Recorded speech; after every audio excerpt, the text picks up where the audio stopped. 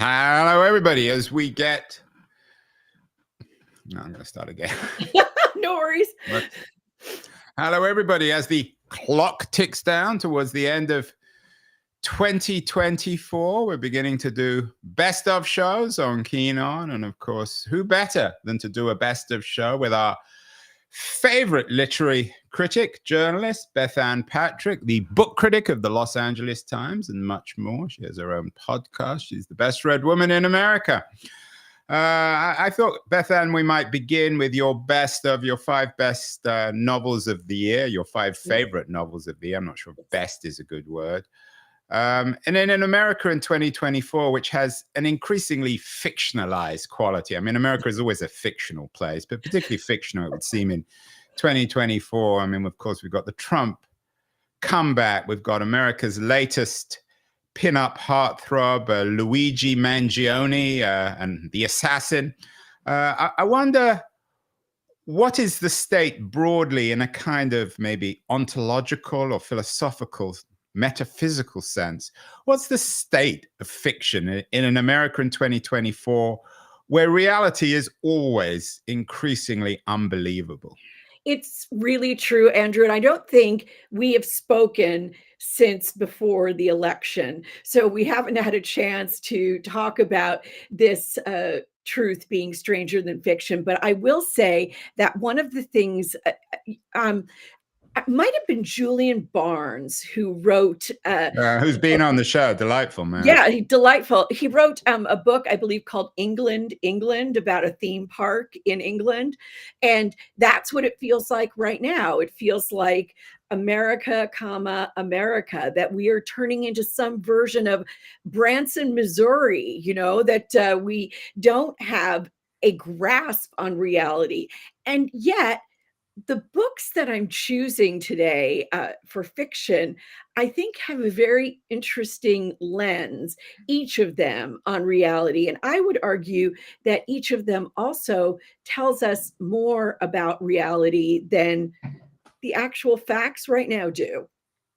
Yeah, and we're going to also, alongside this, we're going to do your best of five nonfiction. And one of those, a preview, is by Emily Nussbaum, The Invention of Reality Television. Yes. You also have a very interesting, beautifully written and wonderfully titled novel, Colored Television. It's an American novel by Danzy Senna. And of course, inevitably it's hard to write about America without writing about either race or television. And she's brought the two together. So maybe this might be a good beginning to the perhaps hyper-real nature of America in 2024.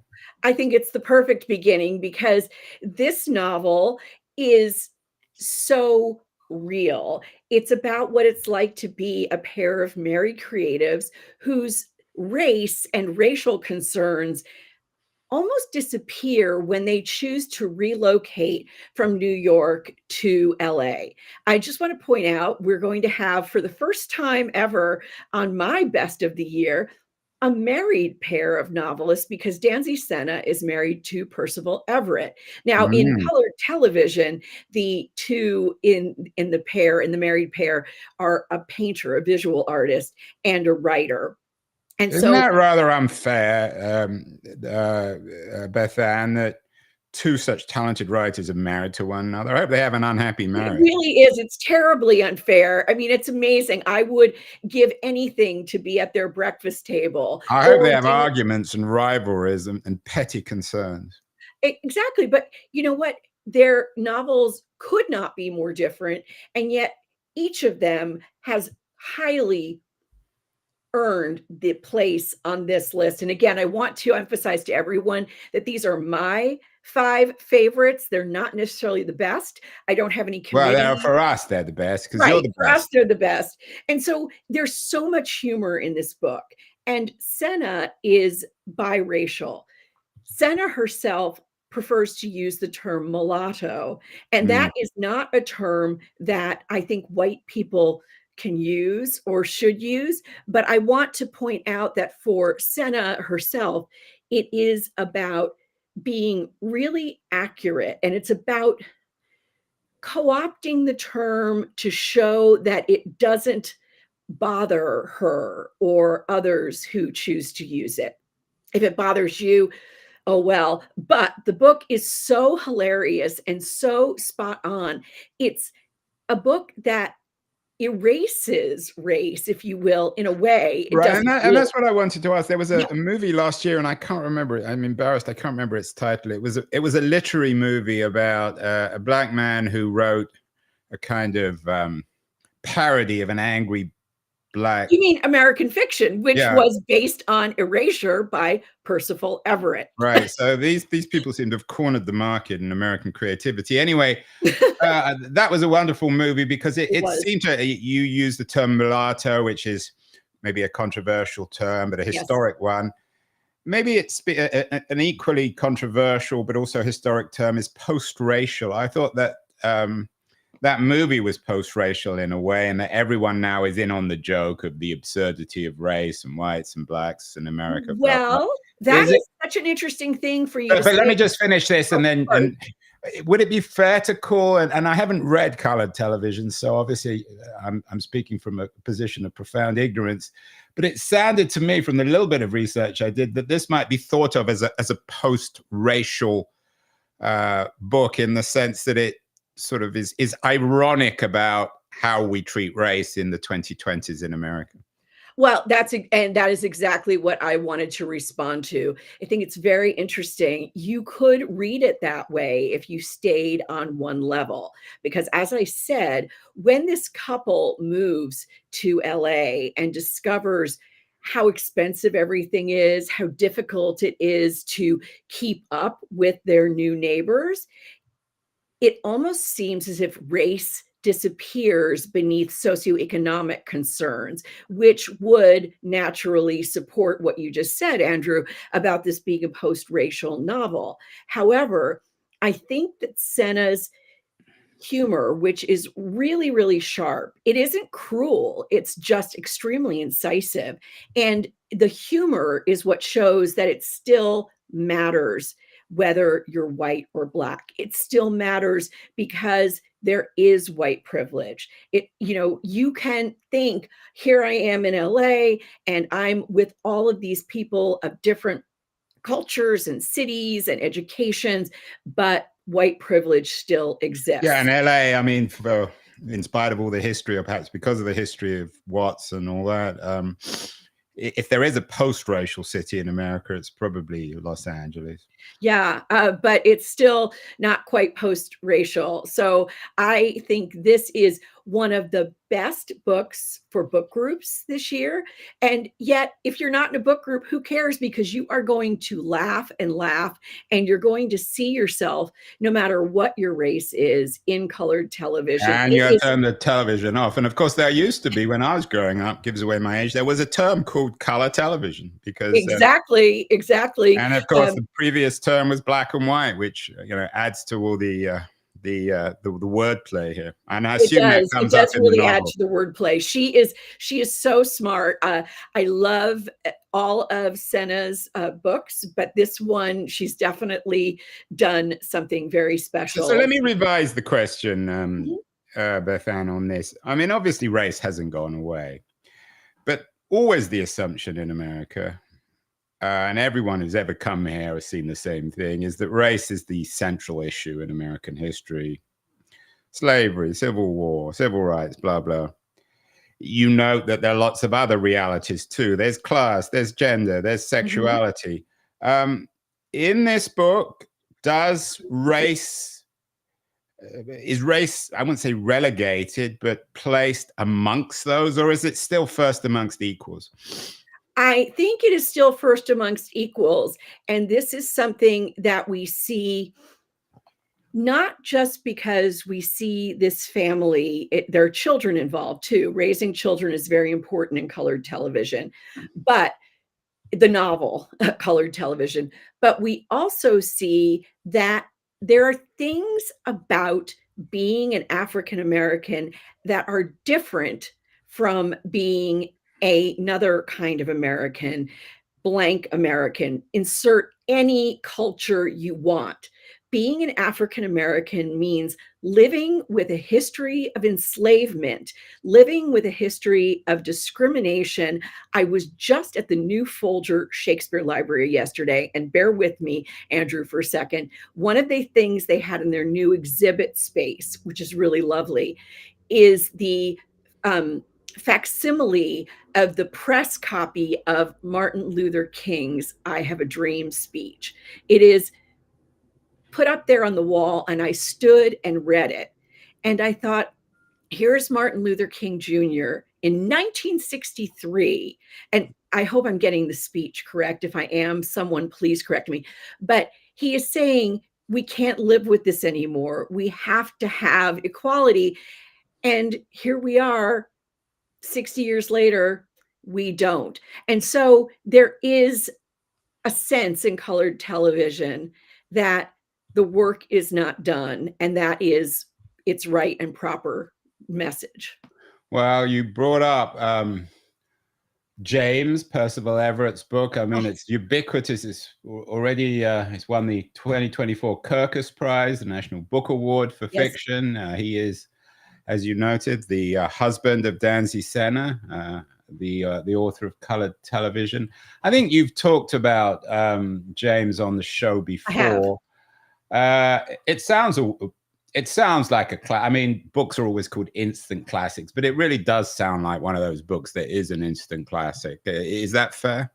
I think it's fair. And I will say something that I think is also fair. There are retellings of classic novels that are great. There are some that are meh, and there are some that I'd rather forget. This one deserves to be published with The Adventures of Huckleberry Finn. Maybe even it should just take over The Adventures of Huckleberry Finn. It is so masterful, and I should have used the word masterful. I wish our language, it is so well done. It is so expert. It is Percival Everett showing us a new kind of double consciousness. And by that, I mean, of course, African Americans have long used the term double consciousness to mean acting one way for themselves and acting another way for the doubleness is, of course, right. And so actually a rich theme in African American writing. Yes. And so here in James, this is writing that is about African Americans first and anyone else second. And James, the narrator, who was Jim, of course, in Huckleberry Finn, is the narrator, but also the person who is guiding everything for us through his story. And so I think it's a very, very important book because it does put his full humanity at the forefront, and it doesn't skip the tough parts. You know, this is an adventure story, and Jim is going to go through some very hard things and do some very hard things. Let me bring up that term I just threw up with colored television, post-racial. I wonder, I mean, this book is astonishingly successful. I'm guessing most other fiction writers hate it. I mean, because it just takes all the oxygen out of the room. It's had it's only been published this year. It's got over 30,000 reviews on Amazon, 121,000 Goodreads. Steven Spielberg is turning it into a movie. Yes. I wonder whether a book like this, which is a kind of racial retelling of Huckleberry Finn, which of course was rooted in a highly racialized, racist America. I wonder whether that speaks of America's, because I assume that although there's a strong sort of mixed white and black reading of this book, whether this is a book, again, and correct me if I overuse this term, whether it's a book now where a post-racial America is ready, and Steven Spielberg, of course, the most mainstream middlebrow of American cultural creators, will make the movie of this. It's almost like Schindler's List and the Holocaust. Exactly. And you know, that is, Everett didn't write a Spielbergian book. Okay. If Spielberg takes this on, I don't know.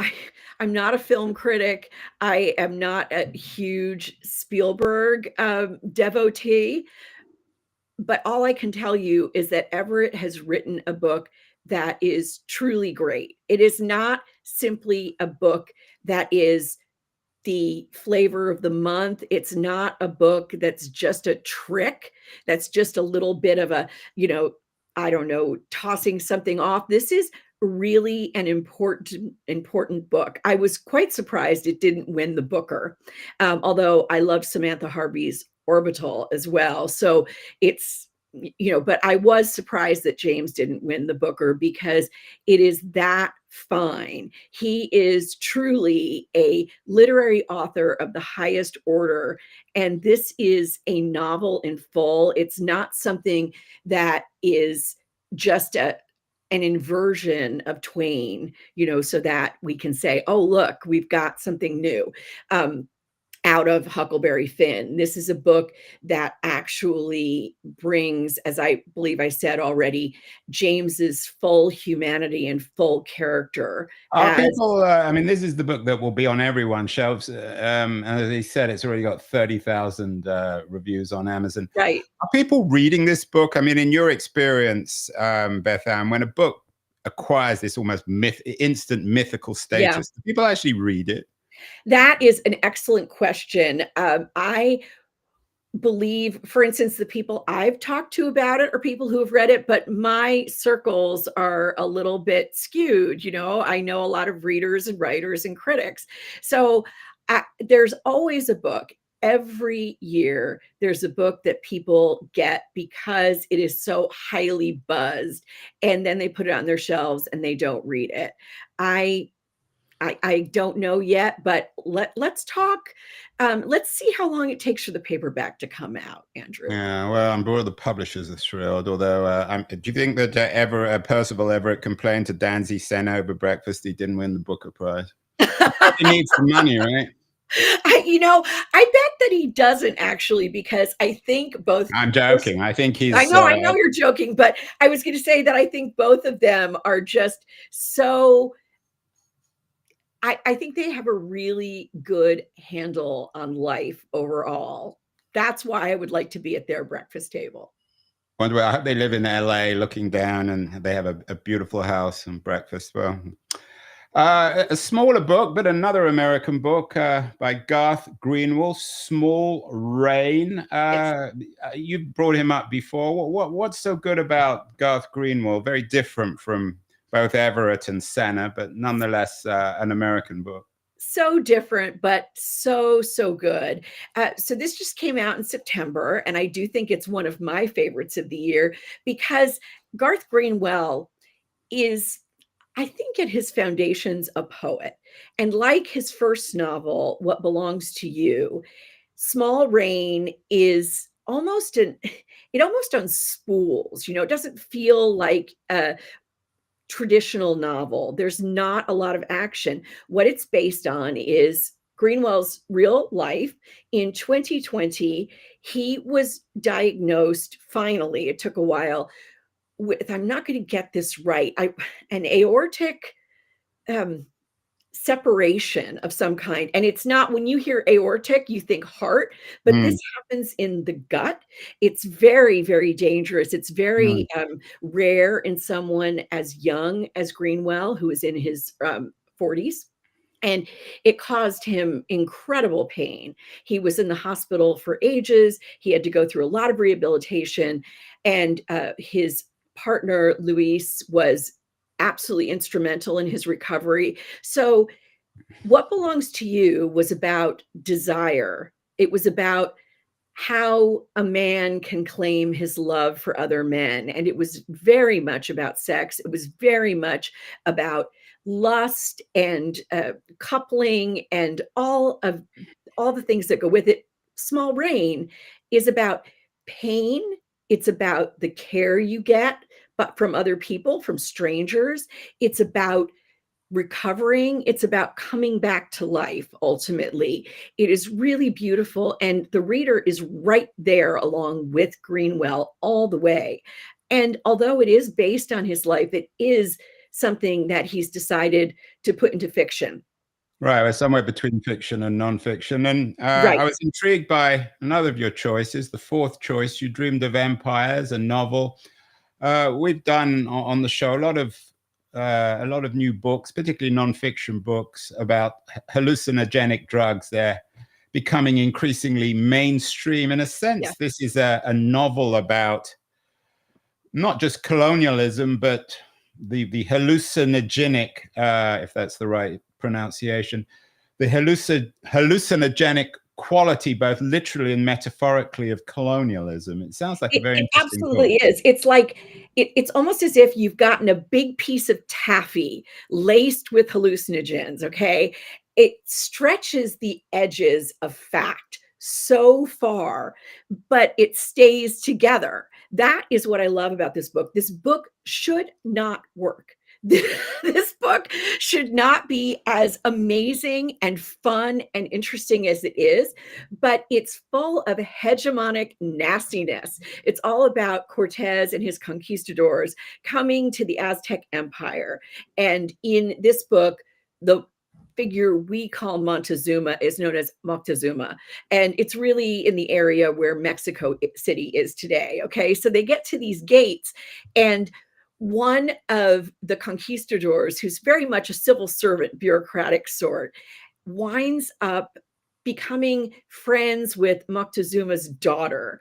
And meanwhile, everyone is trying all of these crazy, as you said, hallucinogenic substances.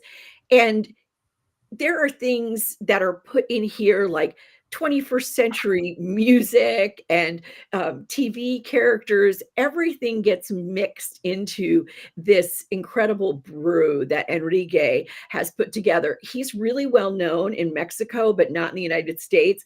This is a fast, sharp story. It is not, when you look at that cover, if you could put that up again, that looks kind of like, oh, look, another sort of nice, I don't know, literary novel or whatever. Yeah, it's got a horse on the front. Always a Yeah, bit. it is just not like anything you've read It before. has a sort of a vertigo quality as well. It does, and that vertiginous quality is something that you slip into almost immediately. So if you've never done any kind of hallucinogenic substance, you've stayed away from the mushrooms and the tabs, this is a great way to feel that you're getting the Yeah, experience. dip your toes into the hallucinogenic Exactly. I loved it.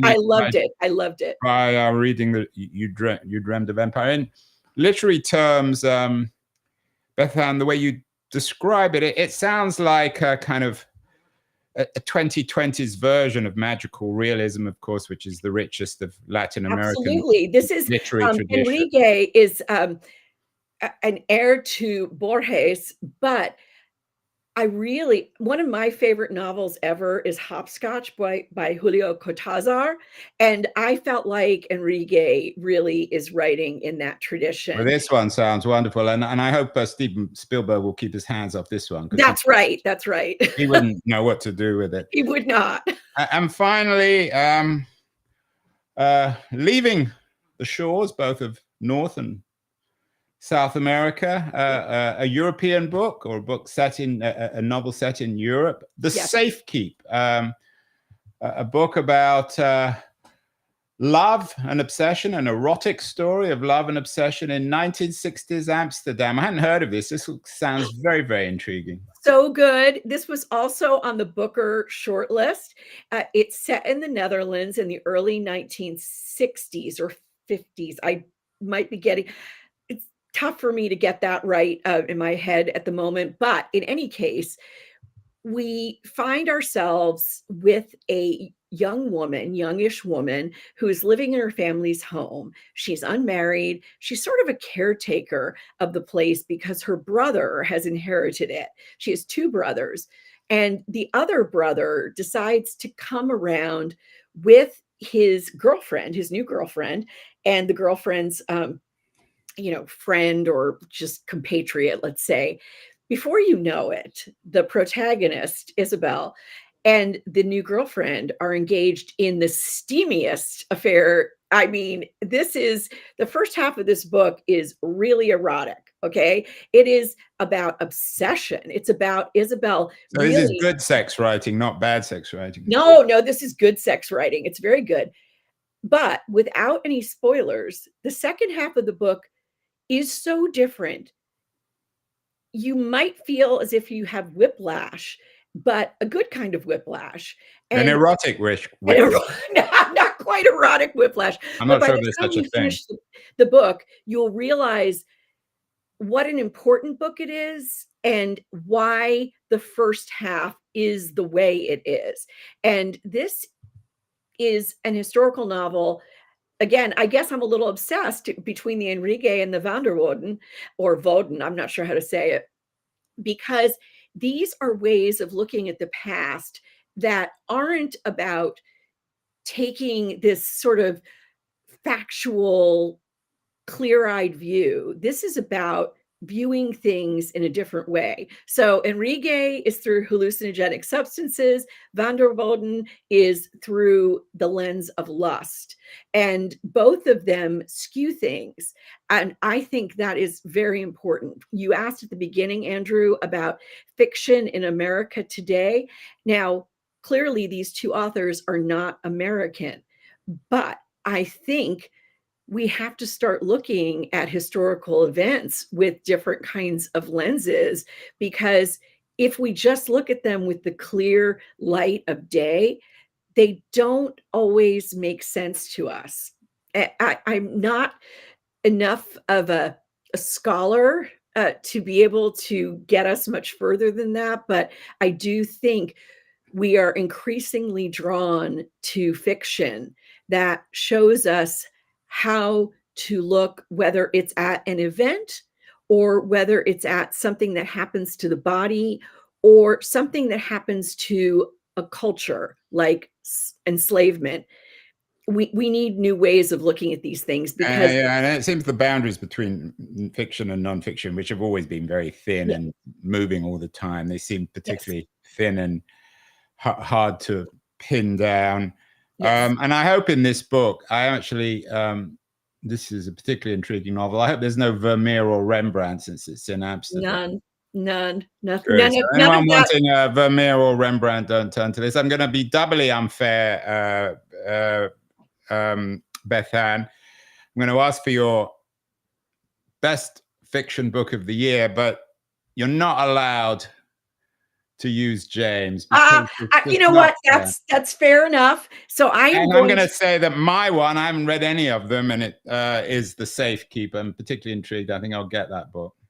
ding, ding, ding. You're a winner twice over, because that, I would say, is my favorite of the year. When I first received it and first read it, no one was talking about it. No one. And now I've seen that it's gotten so much critical acclaim. I hope that readers are paying attention to it. And that's why I'm here to say this is my favorite, because this is a book that people need to read. This is a book that shows how easily a quote unquote normal family can be swept into the aegis of evil. Well, Bethanne, wonderful conversation. And finally, good or bad year for fiction 2024, or just another year? I think it's been a good year. I think it's been a very good year, very interesting year. So we're going to see what happens in 2025. There are some bangers coming, I promise.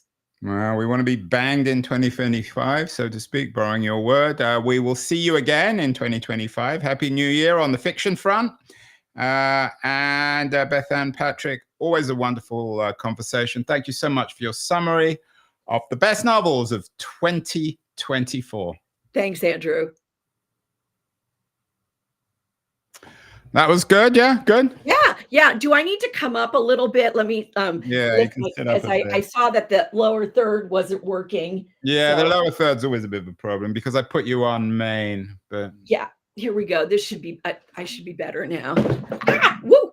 okay. I'm gonna behave as if this other one's already run, so we'll run this other one second Okay. because I'll make a reference. Alrighty. So we've got 5 on here for sure. Yeah, we got I Heard Her Call My Name, Cue the Sun, Every Valley, No One Gets to Fall Apart, and A Wilder Shore. Yep. Okay, ready to roll here? Absolutely.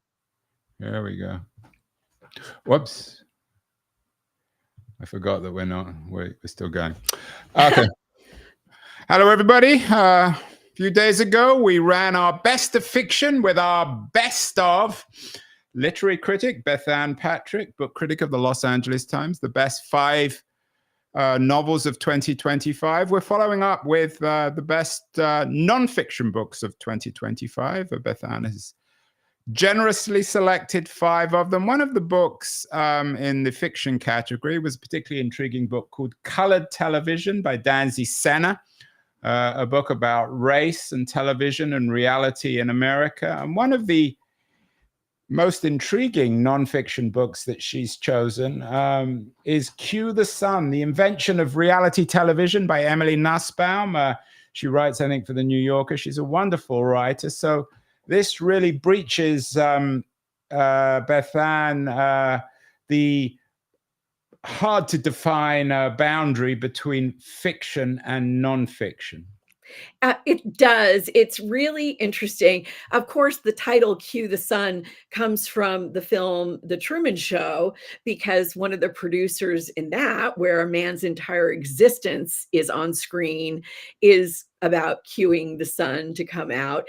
And it is really about reality TV in the United States all the way through. It's not just about reality TV now in 2024. It's about how we used to have things like Candid Camera and other shows that purported to show the reality of our lives. For instance, there was a show in the 70s called An American Family. The Loud Family was, All American families are loud. Yeah. She says Nussbaum is a wonderful writer, as you mentioned, a staff writer at The New Yorker, and she actually has won a Pulitzer for her writing there. She says that Americans accept the fake the way we accept a little bit of salt in dark chocolate. It's just so delicious, right? We can't stop. So about 20 years ago, about 2023, I think, Nussbaum started researching reality TV. And everyone at the time, all of her colleagues said, listen, this is something that you're going to have to write really quickly because it's such a fad, right?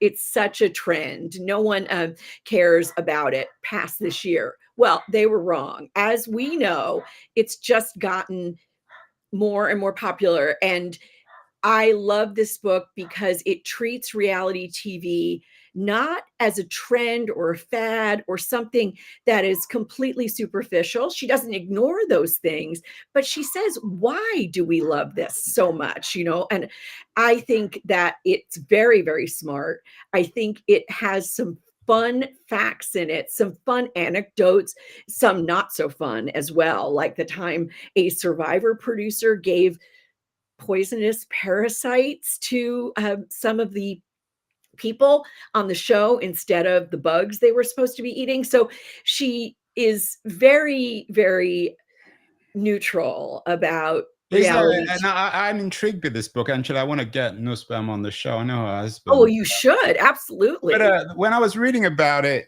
is there it sounds like it's a history, and she's as well positioned to write that history of reality television as anyone.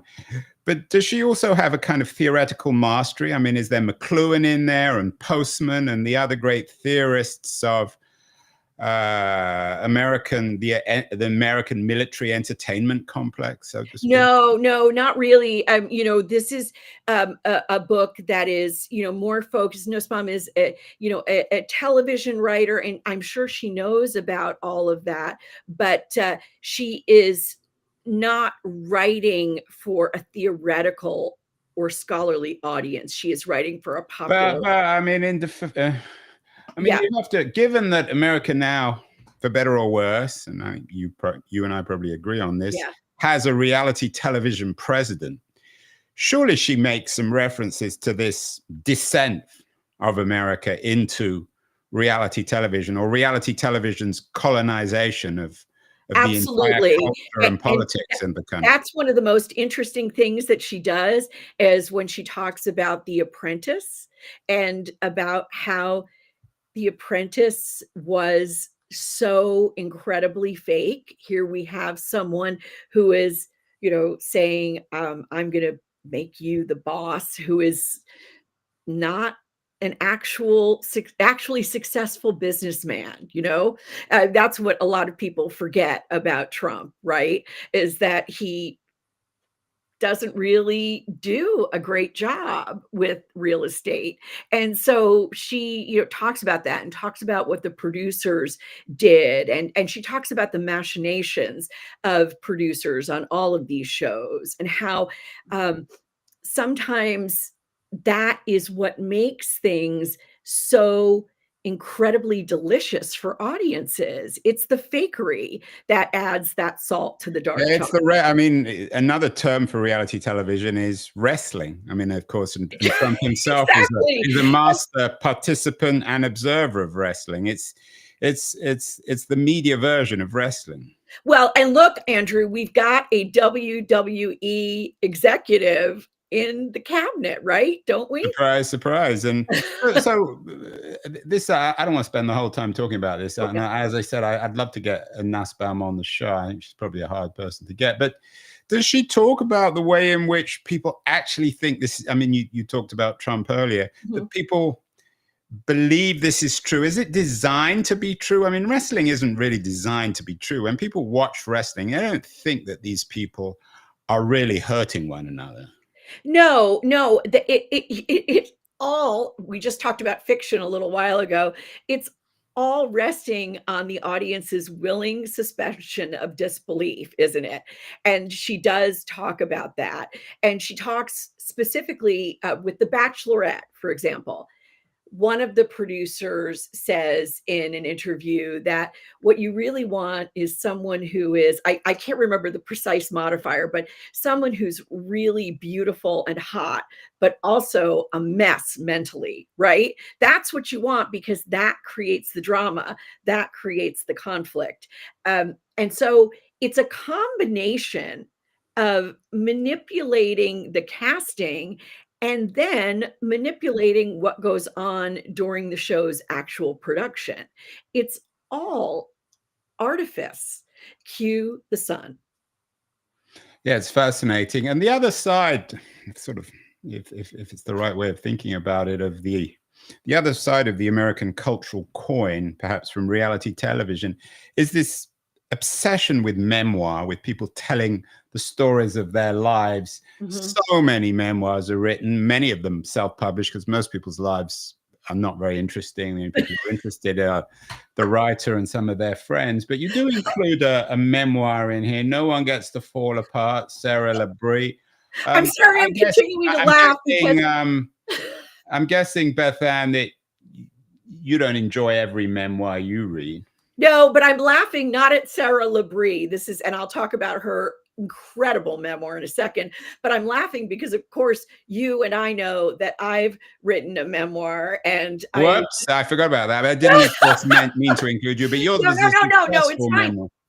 But what I was going to say is, a lot of memoirs, including mine, perhaps, are about people who aren't remarkable or don't have something truly thoughtful to say about what's going on. It happens that my memoir, Life B, was also about mental illness. And so I was a little hesitant when I saw a lot of the praise for Sarah Labrie's No One Gets to Fall Apart.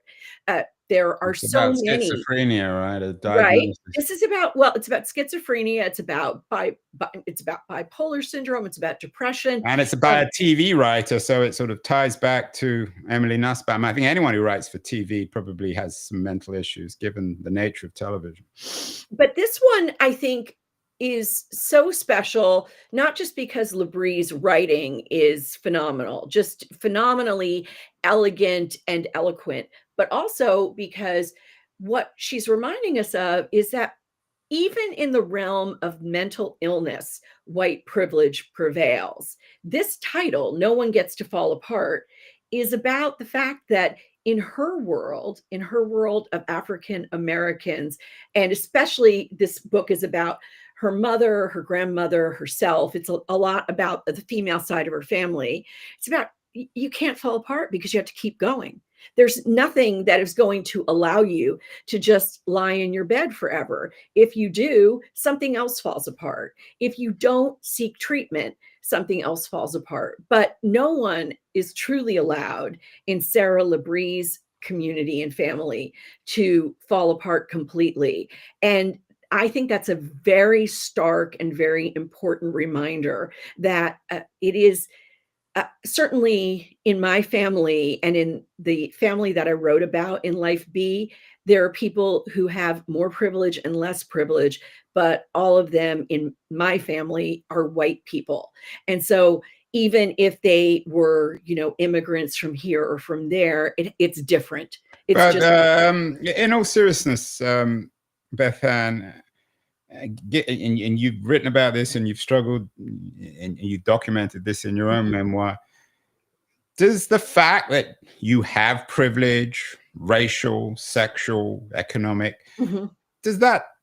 should that be relevant in terms of mental illness? I mean, and the struggle with mental illness, doesn't that only compound it? You don't want to be told, well, you're privileged, so you shouldn't have to worry about that. Yeah, but here it's really the reverse, Andrew, because when you have privilege, you have health insurance. When you have privilege, you have a different kind of family. You often have family that also has resources, financial, health, support wise.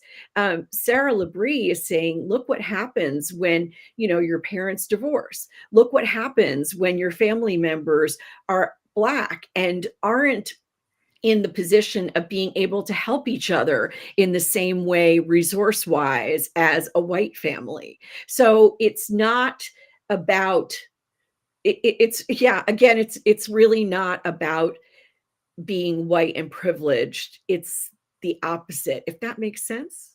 Yeah, it's interesting. And again, it speaks to the increasing shifting boundaries between fiction and nonfiction. Yes. Of course, the self is itself, excusing the pun here, a hard thing to pin down. Yes. One of my favorite movies of this year was Harper and Will, a book about a movie about transitioning. And you've chosen I Heard Her Call My Name, a memoir of transition by Lucy Sante. Yes.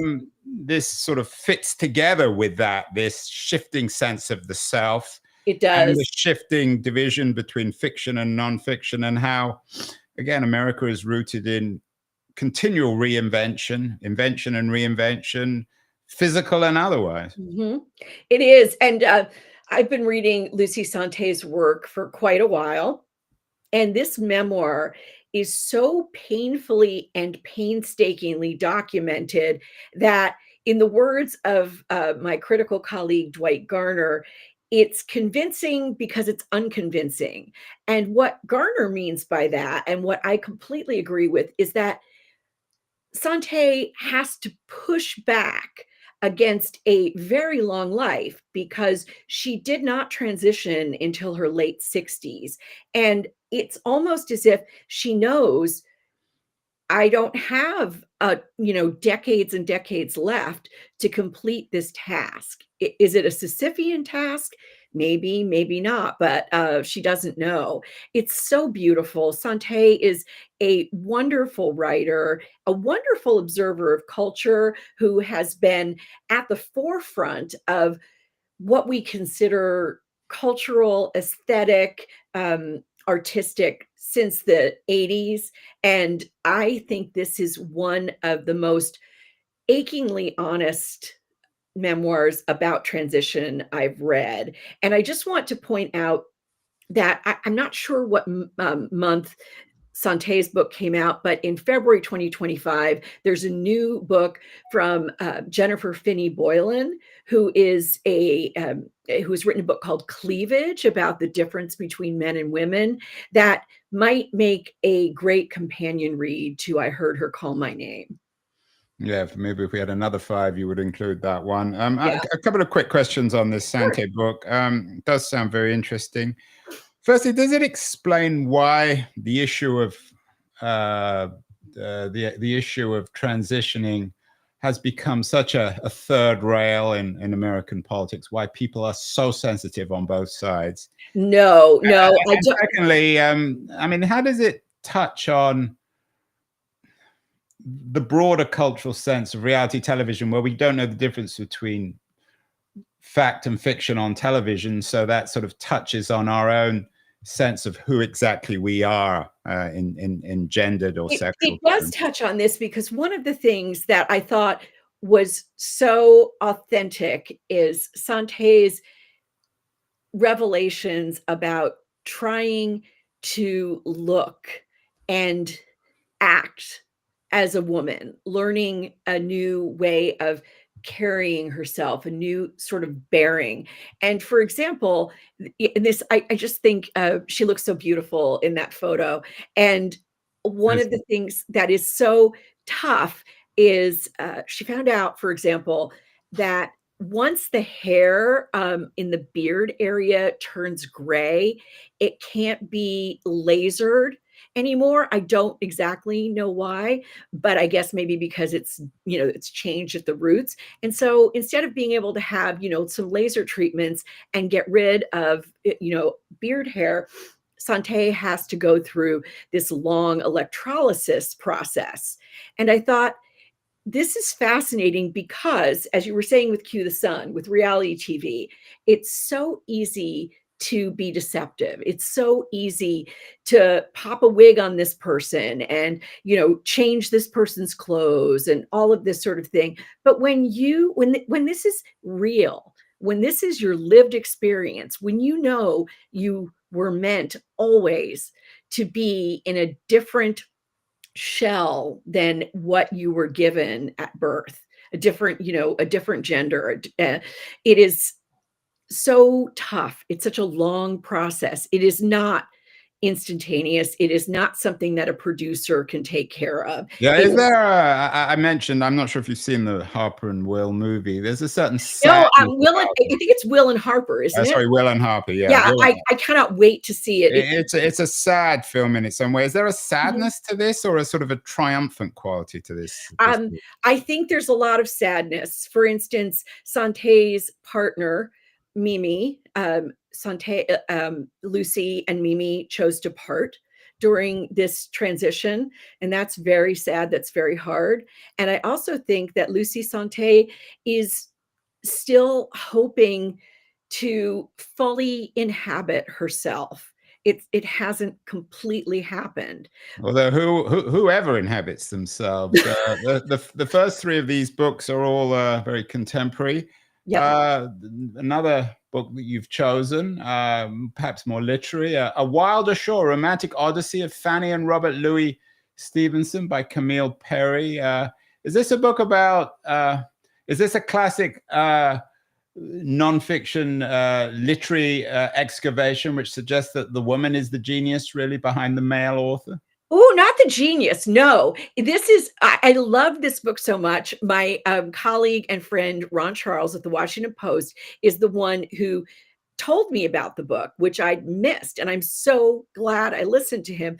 This is the most fantastic literary biography. I didn't know anything about this aspect of Stevenson's life. And it's not about the woman being the genius, it's about the woman wearing the pants in the family. And, Stevenson was very much the literary genius. After reading this book, and by the way, Camille Perry started the Mothers Who Think. I don't know if it was a blog at first or a column, but it was part of Salon. Maybe it still is.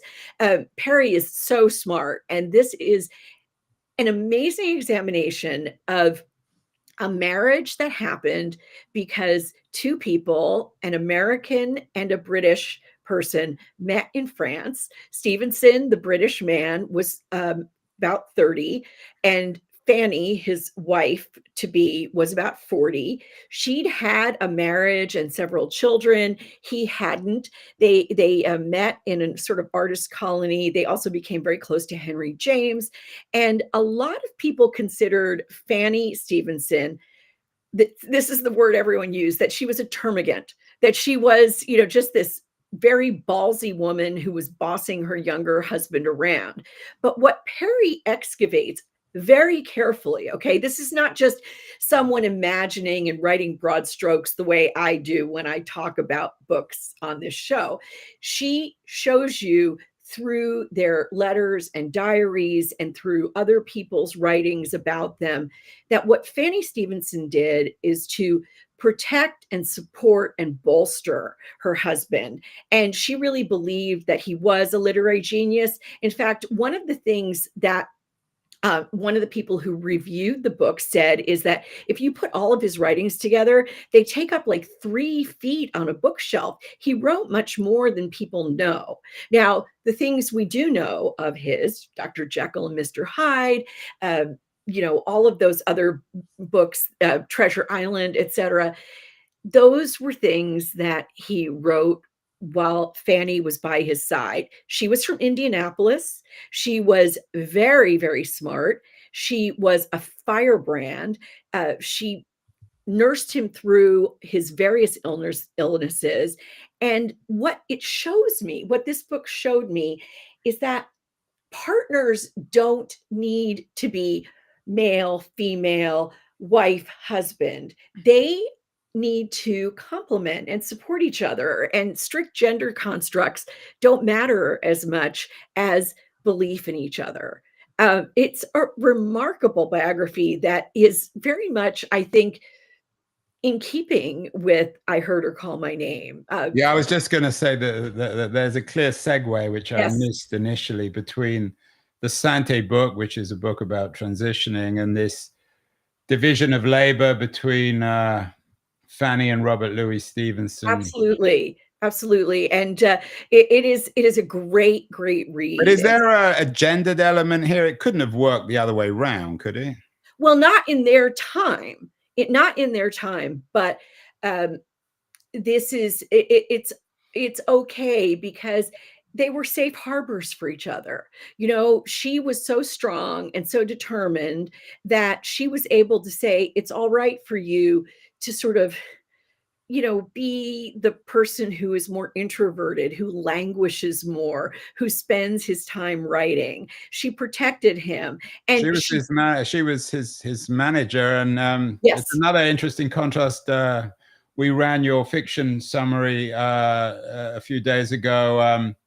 Percival Everett, the author of James, and Danzy Senna, author of Colored Television, happened to be married, two of your yes. best fiction books. So writers, it's not just writers who are married to one another. Sometimes writers and publicists or writers and managers are married to one another. It's really true. One thing I will say is that almost everyone, including the author of this book, Perry, will agree that Fanny Stevenson's writing was nowhere near the level of Stevenson's.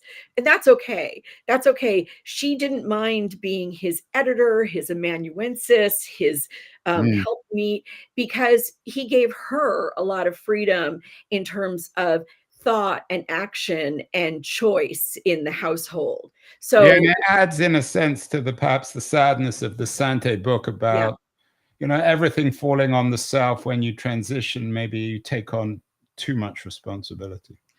that's an interesting thought, a very interesting thought. And I do think that, again, those two books are an interesting pair to read together. I hadn't realized how many of the books, because I've read so many more than these, Well, five. you've read so many books, and our final book, Bethanne, of the year 2024. And if I wasn't lazy and found some music to set this up with, we might have chosen Handel's Messiah. And this is a book Yes, about Handel's Messiah. Tis the time of the year. it It's is. like a wonderful book. Every Valley, the Desperate Lives and Troubled Times That Made Handel's Messiah by Charles King. Classic nonfiction, nothing weird here, no transitioning, no memoir, just Well, let's hard put this literary history. Is it hard cultural history? okay, this is classic nonfiction, but we've got Handel, who was, when he wrote The Messiah, a 50 something gluttonous man who was Yeah. also gay and really he completed the Messiah.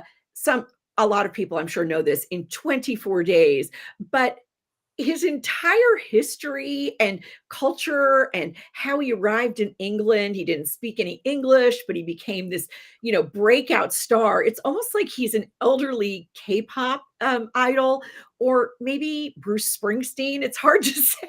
It's hard to Hmm. say, but he was really, really Well, popular. Bruce Springsteen isn't gluttonous. He's Well, no, and nor is he gay, but he was just so prolific. And Bruce Springsteen is still out there performing and composing and songwriting. And Handel was just, I mean, 24 days to put together this whole oratorio. What I love about King's book is that it shows you all of the people around him. From, if anyone's seen the film The Favorite, starring Olivia Colman, where she I've plays seen that. Queen, It's a good Queen film. Anne. Queen Anne was Handel's sort of patron in the UK. And then he had a very odd impresario sort of figure named Charles Jennin, who was a book collector, a businessman, and he gave Handel all of these pieces of scripture and said, write something for a chorale from this.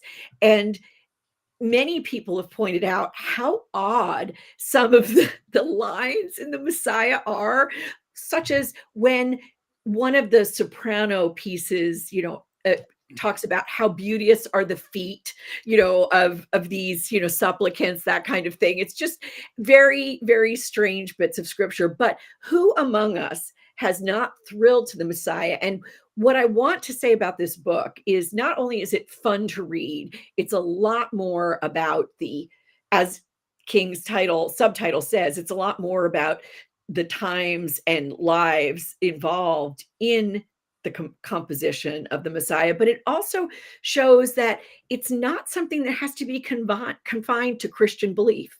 Okay. The Messiah is a thrilling piece of music. It is uplifting. It changes you when you sing it or hear it. There's a reason people love to stand up to sing the Hallelujah And chorus. It that's is, why, of course, it's so suitable for the end of the year when we're thinking of reinvention or New Year's. yeah. And finally, Bethanne, if you were to read Every Valley side by side with Cue the Sun, about the invention of reality television in the late 20th, early 21st century America, would it make you nostalgic for a different historical, cultural time where people wrote the Messiah rather than the Apprentice, or does it suggest that culture's always been a bit of a dodgy kind of thing? I think it suggests that culture's always been a bit of a dodgy thing. But I do think the Messiah shows that when you keep something greater in mind, then the work itself is greater. Okay. So, yes, there were crazy people around Handel, there were crazy circumstances, there was a crazy monarch, all of this stuff. But Handel, despite his, I guess he was very, very large when he was in his 50s. He just ate more, drank more than every other, man around him. In those days, drinking and eating and being fat was not looked down on like it Yeah, is today. absolutely, absolutely. And so, even with all of those things around him, I think Handel was sort of like, I don't know if I believe in everything that this scripture says, but it certainly is inspiring. And I think one of the things about reality TV, Andrew, is that there's very little that feels inspirational. It No, yeah, feels no inspiration. aspirational. Yeah, I mean, so it's this book then sounds like it's like listening to the Messiah. I have to admit, when we came into this, I thought, if I had to choose, I haven't read any of these books, I'm embarrassed to say. If I had to choose a book, it would be Nussbaum's Cue the Sun. But actually, you've convinced me that if I have to choose a book to read, it's going to be Every Valley, that the Handel book. You I love it. speak about it in such an interesting way. What would be your nonfiction choice of the Oh, year? this is a tough one, but I think it would be A Wilder Shore, because while Every Valley is a great history, and I think really interesting and a wonderful read. I think Camille Perry has thought so differently about the Stevensons and about how they constructed their marriage and their identities, and done such primary source analysis that I think a wilder shore would be mine. Well, Bethanne Patrick, wonderful summary of 5 of the best nonfiction books of the year. We will be back in 2025 with a lot more from you. Happy New Year, happy reading, and we will see you again in the new year. Thank you so much. Thank you, and Happy New Year as